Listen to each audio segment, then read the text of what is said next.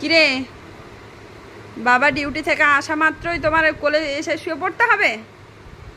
হ্যাঁ, কোলে এসে শুয়ে পড়তে হবে তোমাকে?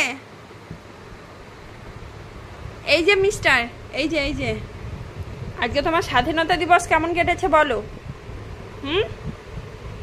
এসে তো বাবার কোলটা এরকম করে দখল করেছো।